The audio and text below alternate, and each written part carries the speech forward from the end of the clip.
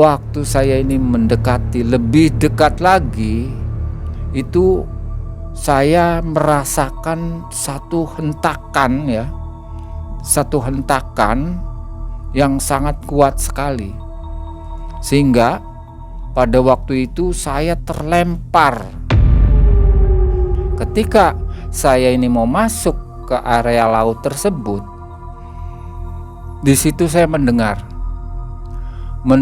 satu tangisan, satu jeritan dari anak-anak kecil, orang dewasa, orang muda. Pokoknya saya mendengar di situ, pekak telinga saya. Yang saya lihat dari awal ada sesuatu yang disembunyikan dengan halimuan ini tuh ternyata memang ada harta karun.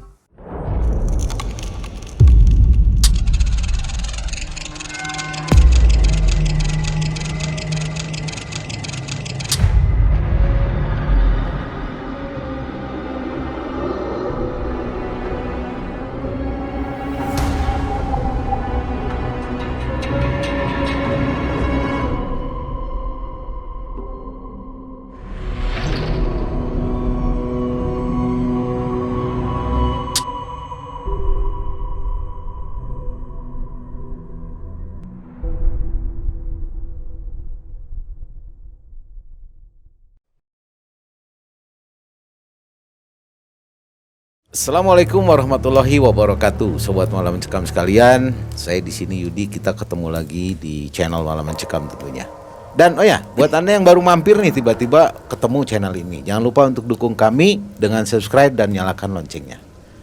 Oke, nah ini edisi spesial karena di sebelah kiri saya sudah hadir seorang narasumber yang tentunya sebagian dari sobat MM sekalian itu sudah kenal. Dia punya channel juga. Kita akan ngobrol ya. Assalamualaikum Ki Bayan. Waalaikumsalam. Ki Bayan nih kalau nggak salah ada channelnya ya, channel Betul. YouTube-nya ya. Betul Abah Yudi. Nama channelnya adalah Melihat Malam. Ya. Nah, Melihat Malam ini adalah satu channel yang juga di bawah dari benderanya Malam Mencekam ya. Iya. Nah, ini kaosnya juga sudah dipakai nih sama Ki Bayan ya. Official nih. Luar biasa ya. Jadi kalau di Melihat Malam itu apa nih isi materi ininya, lebih berkisar Sebetulnya untuk kalau isi cerita dari Melihat Malam itu hampir sama Abah Yudi. Jadi itu tentang horor, mistik, dan mungkin ada sedikit cerita sejarah.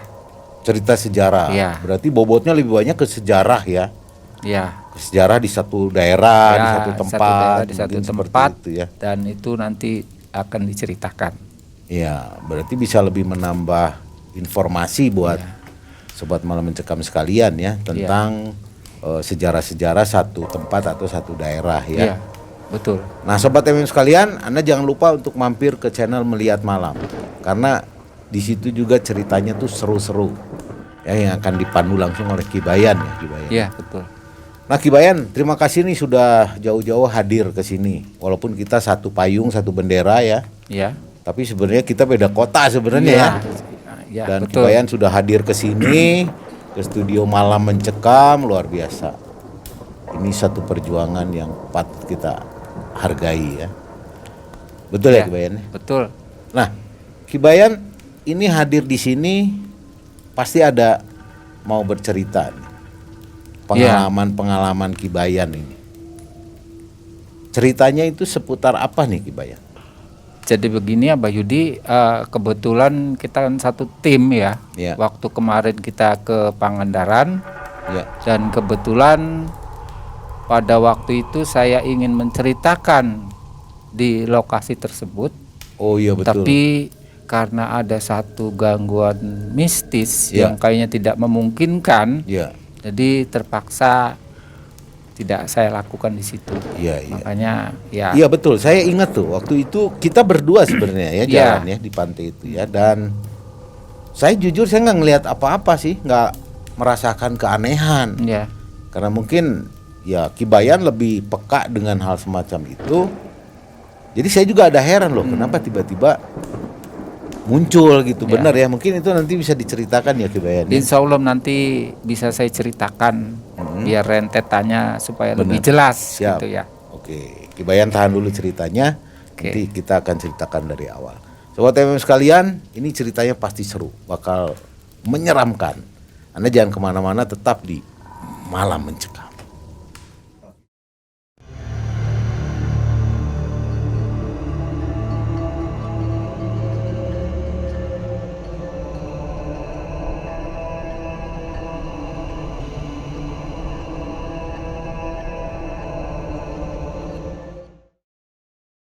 Oke, Sobat MM sekalian, kita langsung mendengarkan kisah apa yang dilihat dan dirasakan oleh Ki Bayan pada saat kita berada di satu daerah yang sama sekali kita nggak kenal. Kita langsung dengan Ki Bayan. Gimana awal ceritanya Ki Bayan? Ini kejadiannya kemarin-kemarin ya? Ya belum lama lah, berarti kita masuk hari Senin ya. Ya. Kita dari Bandung, kemudian langsung menuju Pangandaran. Itu kalau nggak salah itu tanggal 2 ya. Yeah. Hari Senin ya. Yeah. Nah, itu memang dalam satu perjalanan ini tidak ada satu masalah ataupun sesuatu yang sekiranya aneh gitu. Biasa Enjoy saja. aja biasa. Dan ketika kita datang nih menjelang sore, kita istirahat waktu itu ya.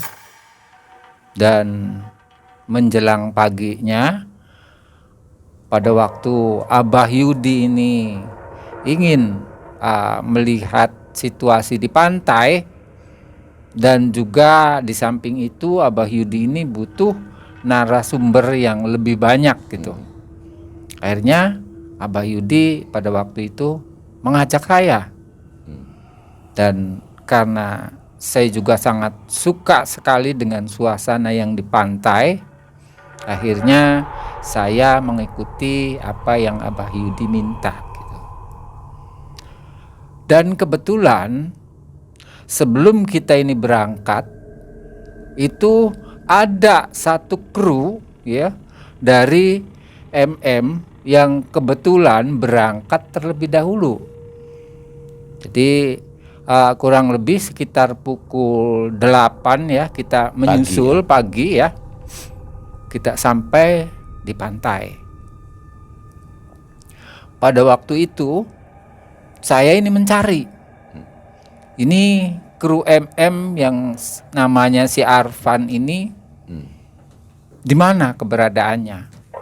Sampai saya lihat dari kiri ke kanan dan dari kanan ke kiri ini seperti tidak ada tanda-tanda gitu. Artinya tidak kelihatan. Nah, di situ saya mempunyai satu firasat yang tidak enak Abah Yudi. Oh gitu ya? Ya, ada satu firasat gitu ya. Bahkan pada waktu itu saya berkesimpulan ini harus cepat, artinya diketemukan. Sebab kalau seandainya dalam hal ini tidak cepat diketemukan gitu, kru dari MM ini akan sangat berbahaya. Karena ya tahu sendiri ya, bagi istilahnya yang mempunyai indera keenam ya, itu akan bisa menjelaskan keadaan pantai ya di Pangandaran itu. Tentunya dengan mata batin ya. Dia akan tahu ada apa aja kondisinya di situ ya. Nah, dari pemikiran yang sangat cepat ini saya ambil kesimpulan pada waktu itu. Dan waktu itu saya menanyakan kepada Mbah Yudi, kita bagi tugas aja gitu ya. Pada waktu itu sempat saya ngomong seperti itu. Biar Abah Yudi ke kanan dan saya ini ke kiri gitu. Ya. Dari apa yang saya bicarakan tadi, itu kurang lebih berjalannya waktu mungkin ada sekitar 1 atau 2 menit ya. Kita diam dulu di tempat. tiba-tiba ketika pandangan saya ini lurus ke depan ya, itu nampaklah satu sosok kru daripada CMM ini lagi duduk di depan. Bahkan sempat saya panggil Abah Yudi, "Bah, itu si Arfan bukan?" Nah, sampai Abah Yudi ini mengiyakan gitu. Betul, memang katanya Abah Yudi itu sosok daripada si Arfan. Saya pun kaget sebenarnya Ki Bayan. Karena udah jelas-jelas sebelumnya ini kan saya melihat bahwa di situ kosong. Nggak ada siapa-siapa, cuma deburan ombak ke pantai. Makanya saya kaget juga ketika Ki Bayan tunjukin ada gitu. Kaget saya. Jadi kalau menurut penglihatan mata batin saya, itu di situ ada satu pagar halimunan. Pagar halimunan. Jadi seseorang yang berada di pagar halimunan itu tidak akan nampak dilihat dari kejauhan. Nah, ini sangat berbahaya sekali. Karena pada waktu itu saya sangat khawatir, Abah Yudi. Terus terang aja saya sangat khawatir keberadaan daripada si Arfan ini. Jadi ketika terlihat dengan satu pandangan mata dan Abah Yudi ini mengiyakan, itu langsung saya dekati. Iya, betul. Langsung saya dekati ke TKP si kru daripada MM ini. Dan setelah saya pegang, kemudian saya ngomong sama si Arfan. Sadar tapi kondisinya waktu itu. Sadar. Si Arfan sendiri sempat ketika saya pegang itu si Arfan nengok ke saya. Gimana, Van? Itu katanya, Ki, saya habis berenang. Kata saya, udah, Van, kalau berenangnya memang sudah, ayo kita pulang. Nah, karena si Arfan ini mengerti mungkin dari bahasa yang saya lontarkan tadi, akhirnya si Arfan menurut apa yang saya katakan. Bah, itu kalau sempat misalkan orang sampai tidak bisa disadarkan lah kayak tadi yang pertama si Arfan itu ya. Itu akibatnya gimana tuh? Nah, kalau sudah hal seperti ini terjadi tanpa terlihat oleh siapapun, otomatis dia akan terbawa arus. Hilang, ya. Dengan kata lainnya ke sana ya pasti hanyut. Nah, itu kalau menurut penglihatan Ki Bayan lah. Itu apakah memang kondisinya seperti itu atau ada yang buat atau memang ada dari dulunya seperti itu kondisi itu? Jadi memang dari dulu itu memang sudah ada seperti itu, Abah Yudi. Hal-hal yang dari energi sebetulnya itu energinya yang positif. Kalau orang yang tahu tentang energi yang positif itu, kita bisa memanfaatkan. Artinya kita olah dengan peralatan manusia yang ada ya di tubuh, dari energi penarik ini bisa dipakai untuk energi pengasihan. Jadi untuk menarik gitu. Bagi yang bisa itu untuk kita olah. Nah, itu sifat energinya. Nah, itu perbuatan siapa itu? Nah, itu sebetulnya alam yang sudah menyediakan kekuatan alam. Jadi nggak ada yang bikin gitu. Nggak ada. Misalkan goibnya atau apa gitu. Kalau goibnya itu sih hanya mengikuti aja dari belakang, memanfaatkan situasi. Oh. Itu. Berarti terjadi karena alam. Alam dulu, ya. Goib nggak bisa untuk mengalahkan alam, nggak bisa. Ini karena sudah dikodratkan dan diciptakan seperti itu. Jadi goibnya mengikuti gitu. Istilahnya kalau mendamai ya tinggal nambahin gitu. Ibarat bumbunya. Kalau bahasa Sunda mungkin goibnya tuh cegat muntah lah ya kalau bahasa Sunda. Jadi kondisi alam yang mengakibatkan bisa seperti itu. Tapi goib itu memanfaatkan situasi. Dan siang harinya ya memang setelah kita pulang dari situ, itu dalam dalam penginapan itu sempat saya berpikir, artinya jadi setiap ada sesuatu yang dihilangkan, itu berarti ada sesuatu yang disembunyikan. Nah, di situ jadi pertanyaan saya, ini ada apa gitu. Otomatis karena terjadi seperti itu, makanya pada malam harinya saya mempersiapkan. Mempersiapkan untuk ke malam harinya tuh. Saya mempersiapkan dari peralatan gitu. Pokoknya dari bunga yang saya dapat di sekeliling gitu ya, untuk kita mengadakan satu ritual. Artinya untuk bisa melihat fenomena alam ini supaya bisa lebih jelas. Ada apa sampai menyembunyikan seperti itu? Ada benteng Halimunan lah yang menutupi pandangan. Secara johir ya. Ya, jadi dalam ritual tersebut ya, karena dalam benak ini sudah mencapai 90%, dan setelah saya dapat semua, kebetulan si Arfan waktu itu ya saya ajak juga, tolong nanti bantu saya, Van. Gimana caranya, Ki Bayan? Udah kamu diem aja, nanti saya kasih tahu. Ya oke lah.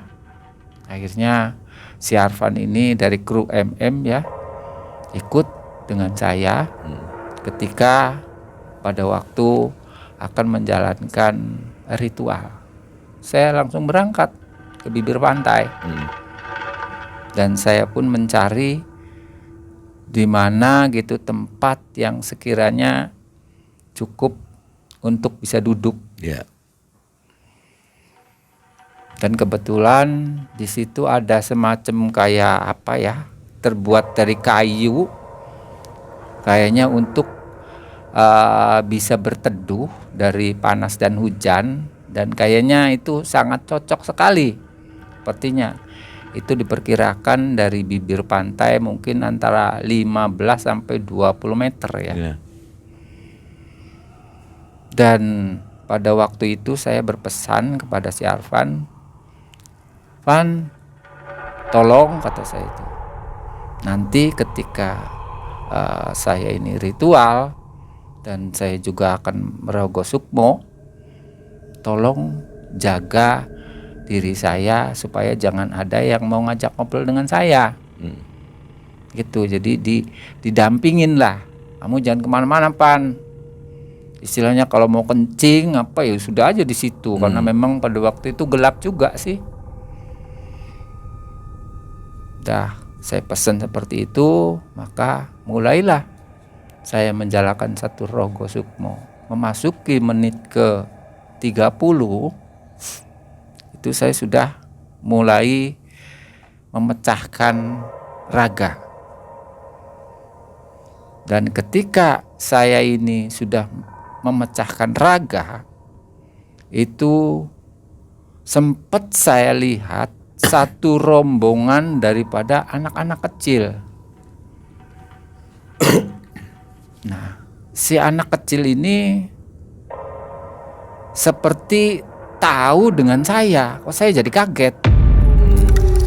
Sepertinya tahu dengan saya, sebab dia itu membungkukkan badan sambil seperti ini gitu gambarannya. Dan dia mengatakan, selamat jumpa kembali Ki gitu. Jadi gitu ya? Kemungkinan dia itu tahu dikala saya itu melaksanakan satu perjalanan spiritual ke negeri Tuyul. Nah itu ternyata dari mereka ini banyak sekali tingkah-tingkah yang lucu. Artinya ada yang dia naik ke sini ya, di antara teman-temannya, kemudian berdiri di samping saya, sambil yang lainnya tuh risik juga sebetulnya, Mbak Yudi. Risiknya di sini, jadi Dikala dia itu mendekati saya, itu saya nggak kuat baunya. Bau banget. Bau banget. Ini yang di sini nih, yang di sini baunya tuh seperti itu. Memang tidak sedap, tidak sedap untuk dideketi gitu, apa nggak sedap. Tapi saya pikir ya nggak apa-apalah, mungkin ini satu bagian dari perjalanan spiritual saya yang pada waktu itu saya alami di pantai. Nah, setelah dia itu membungkuk dan memutari saya gitu, ternyata dia itu ingin ikut dengan saya untuk mengeksplor. Ini pikir saya nih, kalau ikut gimana ya? Ini mengganggu apa enggak? Tapi dari apa namanya untuk penampilan, otomatis karena saya ini merasa keganggu, jadi kesimpulan saya ya untuk sementara nggak usah lah. Akhirnya saya menolak dengan halus, sudah kamu di sini aja, jangan ikut lagi. Akhirnya mereka ini mengerti. Akhirnya saya masuk ke bibir pantai. Dan pada waktu itu sekitar setengah meter ya, ketika saya ini mau masuk ke area laut tersebut, di situ saya mendengar satu tangisan, satu jeritan dari anak-anak kecil, orang dewasa, orang muda. Pokoknya saya mendengar di situ, pekak telinga saya. Dan diperkirakan saya itu adalah jiwa-jiwa daripada orang-orang yang mungkin pada tahun 2006 kalau nggak salah ya, terkena tsunami. Akhirnya karena saya ini merasa kasihan ya, akhirnya saya urungkan untuk mengekspor di pantai tersebut. Diurungkan? Saya urungkan dulu waktu itu. Dan saya ini duduk, kemudian saya berdoa, membacakan satu doa-doa, khususnya Fatihah ya. Itu berulang-ulang kali, bahkan sudah puluhan saya ini membaca Fatihah, tapi jeritan itu ternyata masih terus terngiang, terutama dari anak-anak kecil gitu. Itu yang bikin hati saya terenyuh. Makanya kesimpulan saya, sebelum jeritan atau tangisan itu berhenti, saya akan terus mengirimkan Fatihah untuk para almarhum atau yang meninggal pada waktu itu. Saya sempurnakan. Saya berdoa sama Allah supaya jiwa-jiwa ini kembali ke alamnya. Itu lama, udah beberapa puluh ya, mungkin mendekati ratusan lah. Akhirnya tidak sempat saya dengar lagi. Itu berhenti dengan sendirinya. Ya mungkin pada waktu itu doa daripada saya ini dikabul oleh Yang Maha Kuasa ya.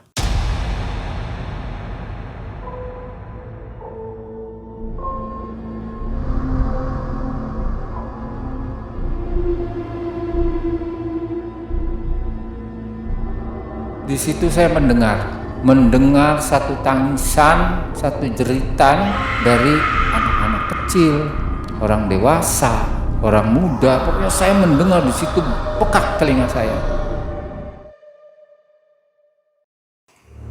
Dan setelah sunyi, barulah saya ini memasuki posisi laut dengan cara meraga sukma. Jadi memang kalau wujud saya ini lagi ditunggui sama si Arfan ya, saya ini masuk, itu lama sekali ya. Jadi saya dikala itu berjalan seperti melayang gitu, kita ikutin aja waktu itu ya, diikutin lama sekali. Itu kedalamannya juga kayaknya nggak bisa dihitung, ada berapa meter atau berapa ratus meter kedalamannya tuh. Jadi ternyata di laut juga ada bukit juga di situ, ada bukit. Nah, di dalam di sebuah bukit tersebut itu ada satu lubang seperti gua ya, seperti gua. Mungkin lubangnya ini sekitar 2 meteran, Mbah Yudi. Itu saya lihat dari kepanjangan sekitar 20 meteran. Itu terus saya mendekati ya.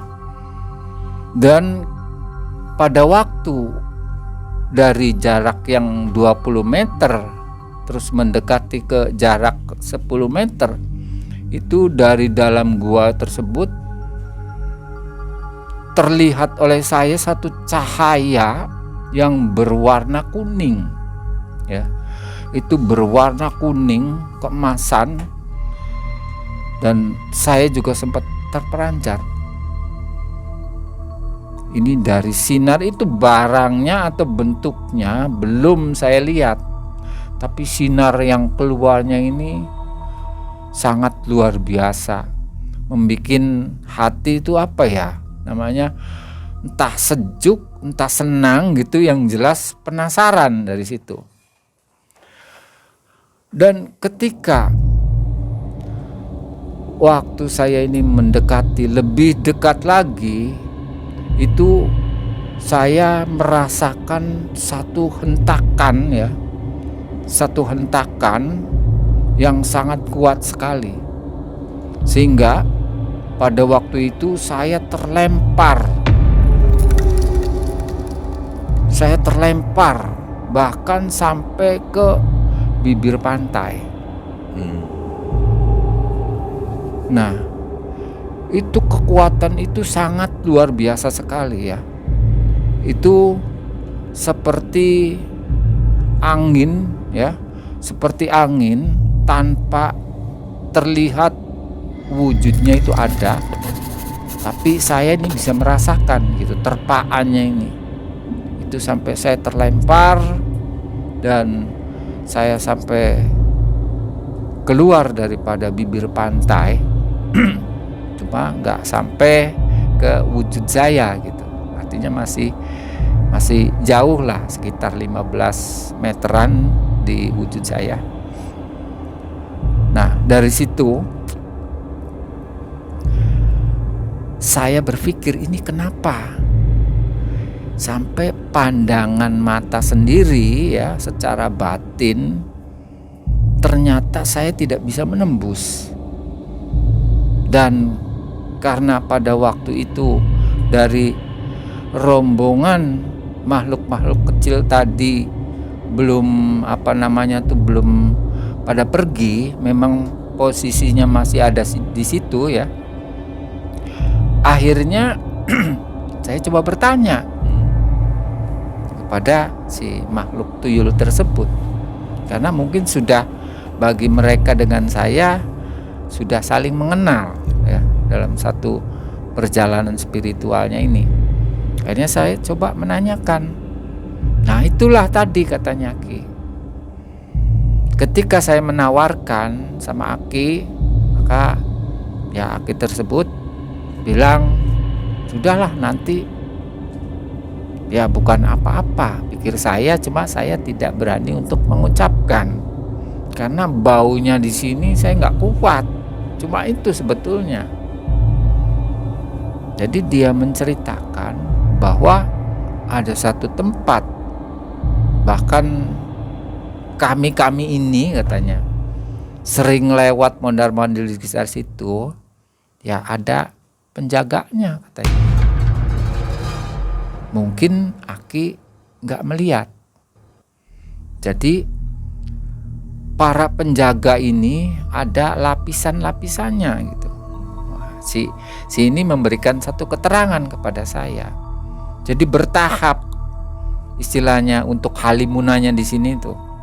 bertahap. Akhirnya saya berhenti sebentar. Ya sudah, kalau begitu udah saya temenin aja katanya. Akhirnya dengan sangat terpaksa, jadi rombongan anak kecil ini saya persilahkan untuk ke depan, biar saya ngikutin dari belakang gitu. Dan ringkas cerita, berangkatlah dari rombongan ini. Saya hitung sekitar mungkin ada 7 ya, ada 7 anak kecil nih. Ternyata yang perutnya besar dan matanya ini agak belo gitu, ini mungkin yang jadi pimpinan mereka, Mbah Yudi. Dia paling depan. Katanya dia sambil melambaikan tangan ke saya, maksudnya sih ya agak cepat gitu. Dan ternyata setelah mendekati daripada bukit tersebut, si anak kecil ini tuh berhenti, tapi kelihatannya dari pandangan mata saya itu dia itu berbicara dengan ya mungkin golongannya atau mungkin dari golongan lain. Akhirnya si anak kecil tadi balik ke saya.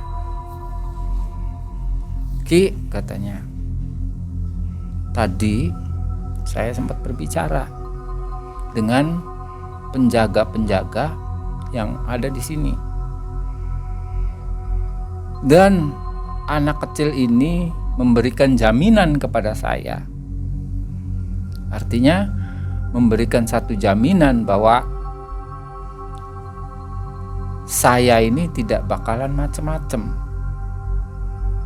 Nah, katanya saya sebagai jaminannya kalau dia mengambil sesuatu di daerah tersebut.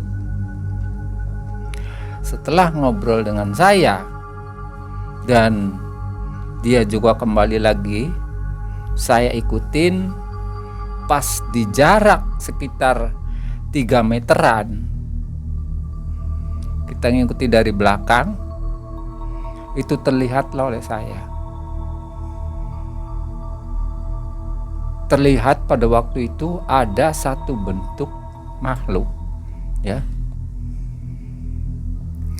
Itu dengan kaki seperti gurita, tapi dengan wujud ke atas ya, itu wujudnya seperti manusia. Nah, akhirnya dia membawa itu semacam kayak trisula ya, satu tombak yang di ujungnya tuh ada 3 ini ya, seperti garpu. Nah, ternyata itu mungkin pikir saya itu.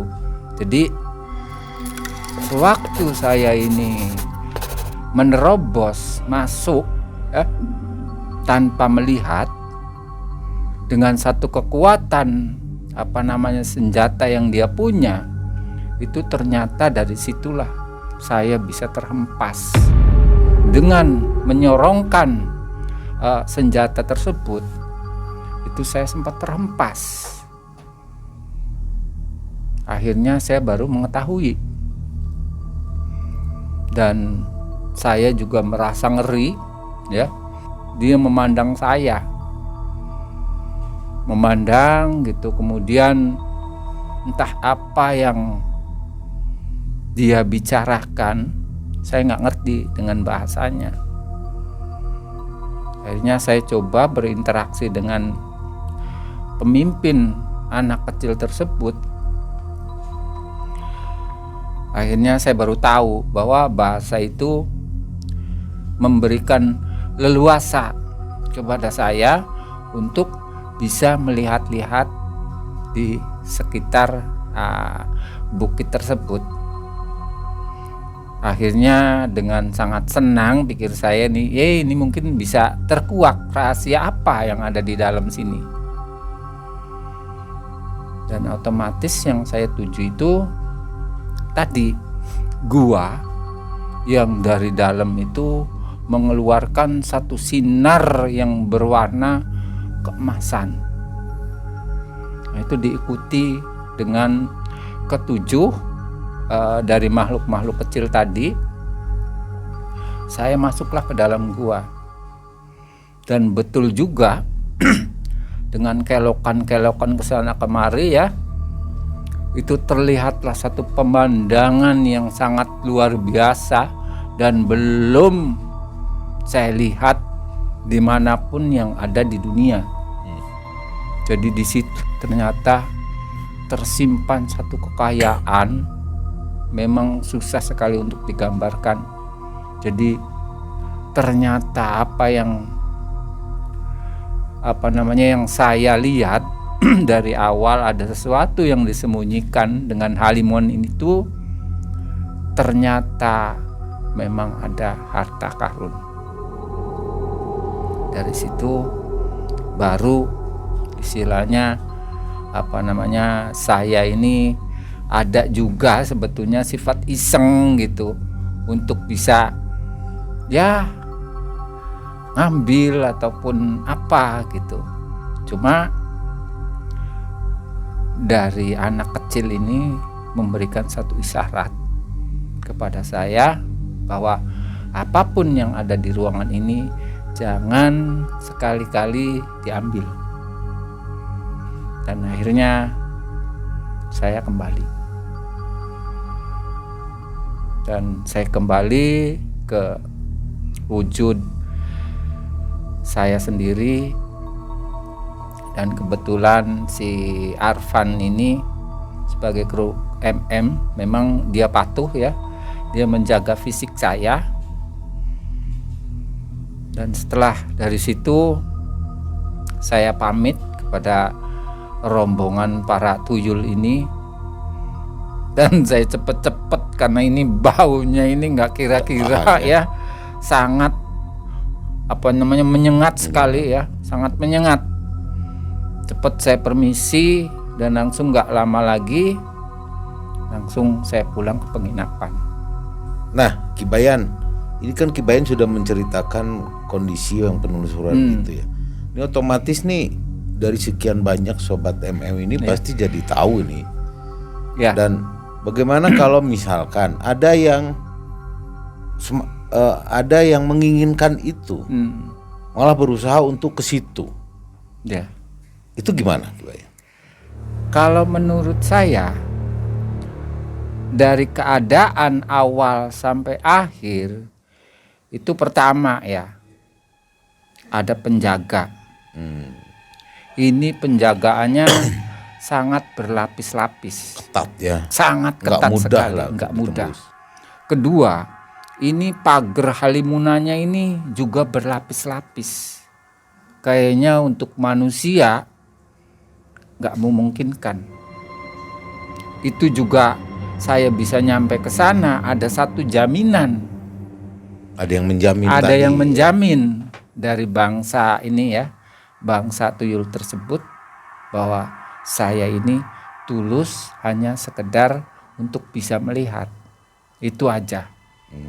Jadi kalaupun ada gitu yang sampai bisa ke sana, ya mungkin akan berhadapan dengan penguasa yang ada di situ. Sama halnya seperti itu ya. Sama halnya seperti itu. Tinggal resikonya akan ditanggung sendiri. Betul. Itu. Nah, Ki Bayan waktu kembali flashback ke belakang cerita tadi ya. Itu bentuk kerajaan itu dengan harta karunnya segitu banyak tuh. Itu dari mana dan untuk apa itu? Jadi kalau yang saya tahu, setiap kerajaan gaib ya, itu akan mempunyai satu harta ya, ataupun menimbun satu harta yang sangat luar biasa. Ini dari tempat ini, sebelah sini disimpan, nah itu muter. Jadi kalaupun ada seseorang nanti yang berkolaborasi dengan bangsa-bangsa astral tersebut, ya mungkin harta-harta itu akan dipakai untuk di kepentingan yang istilahnya dengan penguasa gitu. Kepentingan di dunia. Kepentingan di dunia gitu tentunya. Cuma dengan untuk perjanjian khusus ya, berarti dengan ya. Satu perjanjian yang khusus gitu, harta itu mungkin akan dipakai. Berarti udah benar-benar syirik gitu namanya. Nah, itulah risiko yang diambilnya kan seperti itu kan. Manusia kan hidup di dunia kan pilihan menurut Allah. Mangga silakan kamu akan memilih ke kanan atau ke kiri. Itu dipersilahkan sama Allah. Tinggal resikonya ditanggung sendiri. Itu. Betul.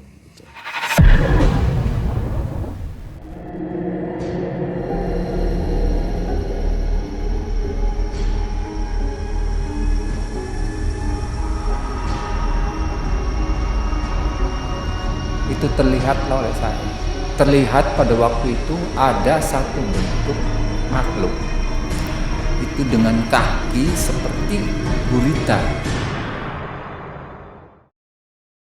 Ki Bayan sangat seru sekali ini ceritanya. Nah, dari cerita yang Ki Bayan kisahkan ini kira-kira pesan moral buat kita semua apa nih, buat Sobat MM nih? Oke. Ada gitu satu bentuk pesan moral ya dari saya. Sebetulnya kalau untuk masalah kesana pantai itu ke pantai khususnya ya, itu sebetulnya nggak ada masalah kalau manusianya atau kitanya ini mengikuti aturan-aturan yang berada di sana. Itu jadi kalau sudah umpamanya jam 5 sore itu dilarang untuk berenang. Nah itu kita jangan istilahnya melanggar dari rambu-rambu tersebut. Nah kemudian itu tadi, kalau kita ini sudah melihat ombak dan hati kita ini ke bawah, nah kalau kitanya ini hati-hati, kita nggak akan mengikuti tarikan-tarikan seperti itu. Kita akan tetap berada di jalur yang aman gitu. Tapi kalau kitanya melanggar, ya nggak tahu gitu, seperti itu.